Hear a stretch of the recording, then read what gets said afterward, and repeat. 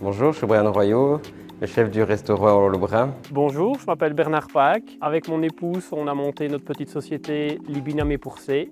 C'est un élevage de porcs en plein air sur les hauteurs de Trois-Ponts. Et aujourd'hui, on va travailler le boudin noir de chez Libinamé-Poursé.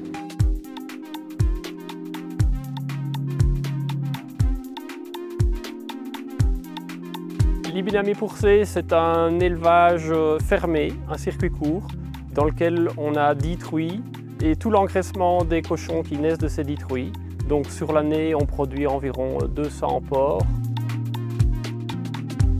Bonjour, je m'appelle Céline Poncin. On travaille à la boucherie du Binamé-Poursé que l'on a créée avec mon mari en 2016. Notre boucherie du Binamé-Poursé est une boucherie à la ferme où nous transformons les porcs en plein air que nous élevons. Nous faisons toute la transformation nous-mêmes. Alors pour arriver à un produit de qualité, on a travaillé avec 3 races de cochons différentes. On le voit un peu dans leur couleur de peau. Les truies pour la reproduction sont un mélange des races Landrace et Duroc. Dans nos mélanges, nos portées, on a un joyeux mélange chamarré. Voici en fait la première partie de l'élevage, une plus petite prairie sur laquelle on tient nos 9 ou 10 truies en fonction de la taille de l'élevage à un moment donné. Et donc on a sur cette parcelle-ci 10 truies et leurs porcelets. Et on est à proximité de la boucherie, donc chaque fois qu'il y a un sevrage, les porcelets partent pour 6-7 mois sur la prairie d'engraissement. Ils vivent en cabane, ils reçoivent à manger tous les jours. Les truies, même chose de ce côté-ci, elles ont accès à l'extérieur toute l'année. On les isole pour les mises bas. Voilà Brian, voilà nos boudins noirs. Fais-en bon usage. Merci Libinamé-Poursé. Alors aujourd'hui, on va cuisiner le boudin noir et on va faire un scotch egg. Donc c'est un œuf mollet qui va être farci au boudin noir.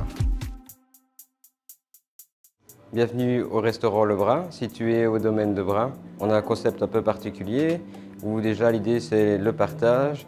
Et alors au niveau des plats, il y a tout qui est déconstruit. Vous pouvez choisir votre viande, votre garniture légumes, vos féculents, votre sauce et vous composez votre plat comme vous le souhaitez. On va commencer par pocher nos œufs. On va les cuire 5 minutes et demie pour qu'ils soient mollets. Alors ici on a le boudin noir et la saucisse qui vient de chez Binamé-Poursé. Le boudin noir, on va enlever la peau. Alors on va peser le boudin noir. Alors les proportions c'est moitié de boudin noir et moitié de chair à saucisse. Donc voilà notre eau est à ébullition. On va ajouter nos œufs. Alors pendant ce temps-là, on va faire finir notre farce. Ici, on va prendre de la ketchup, de la moutarde, un peu de whisky.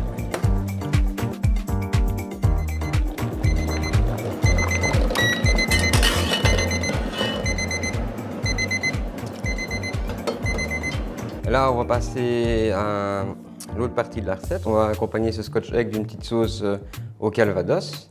Je trouve que le boudin noir s'accompagne toujours très bien avec les pommes. Ça va ajouter un peu de rondeur à la recette et de gourmandise.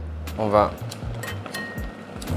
flamber le calvados. On va ajouter une petite cuillère de moutarde. On va ajouter un fond de volaille. Notre sauce ici, dans le bouillon, il a bien réduit. On va ajouter un petit peu de crème. Maintenant que la farce est fraîche et les œufs aussi, on va passer au montage. Alors on va plus ou moins prélever 85 grammes de farce par œuf.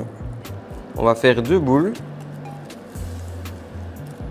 On va aplatir les boules sur un papier, donc ici sur un papier sulfure.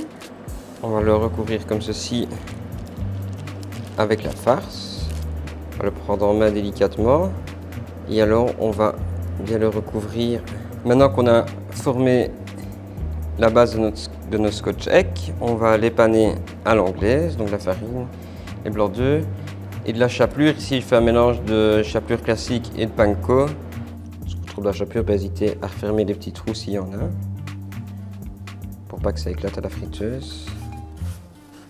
Et voilà, on a nos scotch eggs qui sont prêts. Il n'y a plus qu'à passer à la friteuse.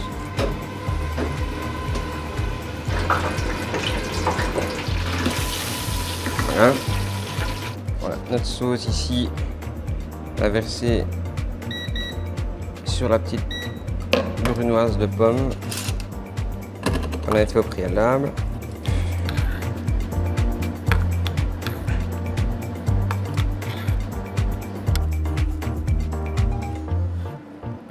Et là, on a notre œuf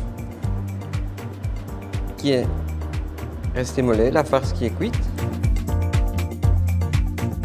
Et voilà, nous avons notre scotch egg.